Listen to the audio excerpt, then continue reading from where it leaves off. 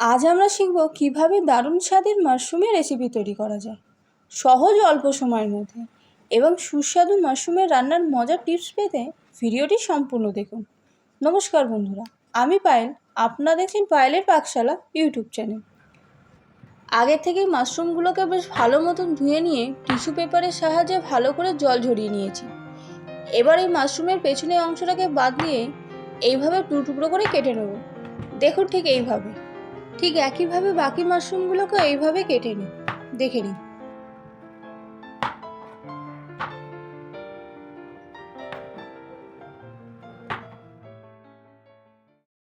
সম্পূর্ণ মাশরুম কাটা হয়ে গেছে। এবার এগুলোকে এই পাত্রে তুলে নেব। এবার এই মাশরুমের মধ্যে হাফ চামচ হলুদ গুঁড়ো ও হাফ চামচ লাল লঙ্কা দিয়ে ঠিক এইভাবে ঝাঁকিয়ে ঝাঁকিয়ে মাখিয়ে নেব। তারপর এটাকে রেখে দেবো, ততক্ষণে আমরা শুরু করি রান্নার কাজ। তাই জন্যে গ্যাসে কড়াই চাপিয়ে দিয়েছি আর দিয়ে দিচ্ছি বেশ কিছুটা সর্ষের তেল। তেলটাকে বেশ ভালো মতন গরম করে নেব। গরম হওয়ার পর ফোড়নের জন্য দিয়ে দেবো 2টো শুকনো লঙ্কা ও গোটা গরম মশলা। হালকাভাবে নাড়াচাড়া করেই দিয়ে দেবো 2 হাতার মতো পেঁয়াজ বাটা। এখানে একটা বড় সাইজের পেঁয়াজ এইভাবে পেস্ট করে নিয়েছিলাম। এবার এই পেঁয়াজ বাটাকে বেশ ভালো মতন কষিয়ে নিতে হবে, যাতে পেঁয়াজের যে কাঁচা গন্ধ সেটা কেটে যায়। পেঁয়াজ ভালো মতন কষে গেছে আর কালারও চলে এসছে। এবার এর মধ্যে দিয়ে দেবো 2 চামচ আদা রসুন ও কাঁচা লঙ্কা বাটা। এটাকেও পেঁয়াজের মতন কষিয়ে নেব, যাতে এরও কাঁচা গন্ধ কেটে যায়। আদা রসুনের কাঁচা গন্ধ কেটে গেছে।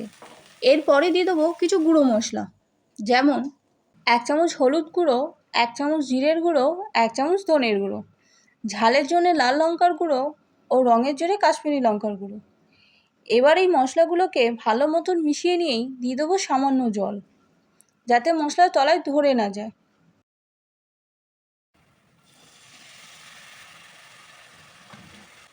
আবারও মশলাগুলোকে খুব ভালো মতন কষিয়ে নেব। মশলাটা অনেকটা ড্রাই হয়ে গেছে, তাই জন্য দিয়ে দিচ্ছি আরও কিছুটা জল। আবারও মশলাটাকে আমরা কষিয়ে নেব যতক্ষণ না মশলা থেকে তেল ছাড়ে। ততক্ষণ মিডিয়াম টু লো ফ্লেমে এই মশলাটাকে কষাতে থাকব। এই দেখুন, মশলা থেকে কি সুন্দর তেল ছেড়ে দিয়েছে। মশলাও প্রায় আমাদের রেডি। এবার এই পজিশনের মধ্যে দিয়ে দেবো 1 হাতা টমেটো পিউরি। এই টমেটো পিউরিকেও মশলার সাথে ভালো মতন মিশিয়ে নেব। তারপরেই দিয়ে দেবো পরিমাণ মতো লবণ। এই লবণটাকে মশলার সাথে মিশিয়ে নিয়েই মশলাকে 2-3 মিনিটের মতন ফুটিয়ে নেব। তারপর গ্যাসের ফ্লেম অফ করে রেখে দেবো মশলা যাতে ঠান্ডা হয়ে যায়।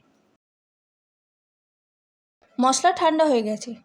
এবার 100 গ্রাম টক দই ভালো মতন ফাটিয়ে এই মশলার মধ্যে দিয়ে দেবো। এবার এই দইটাকে মশলার সাথে ভালো মতন মিশিয়ে নিয়েই গ্যাস জ্বালিয়ে দেবো। তারপর এই মশলাটাকে 2-3 মিনিটের মতন ফুটিয়েও নেব।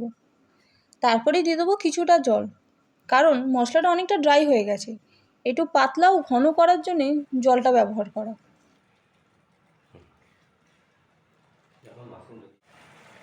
মশলা সম্পূর্ণ রেডি। ঠিক এই পজিশনেই দিয়ে দেবো মাশরুমগুলো। এই মাশরুমগুলো মশলার সাথে মিশিয়ে নিয়েই আরও 2-3 মিনিটের মতন ফুটিয়ে নেব। মশলা ফুটে উঠলে ঠিক এই পজিশনেই দিয়ে দেবো হাফ চামচ গরম মশলার গুঁড়ো। একটু নাড়াচাড়া করেই 5 মিনিটের মতন চাপা দিয়ে রেখে দেবো, যাতে মাশরুমগুলো সেদ্ধ হতে পারে। ঠিক 5 মিনিট পর দেখতেই পাচ্ছি রান্না থেকে কি সুন্দর কালার চলে এসছে। আমাদের রান্না প্রায় হয়েও এসছে। এবার ওপর থেকে চিনি 1 চামচ ও অল্প একটু কাসুরি মেথি ক্রাশ করে ছড়িয়ে দিয়েই একটু নাড়াচাড়া করে নিলেই আজকের রেসিপি স্পাইসি মাশরুম কারি একেবারে রেডি। এইভাবে একবার মাশরুম বাড়িতে ট্রাই করে দেখতে পারেন, খেতে খুবই সুস্বাদু হবে। আর ভিডিওটি যদি ভালো লেগে থাকে তো অবশ্যই লাইক, শেয়ার ও সাবস্ক্রাইব করতে ভুলবেন না। তাহলে আজকের মতন আসি, আবার দেখাবে অন্য কোনো রেসিপিতে। নমস্কার।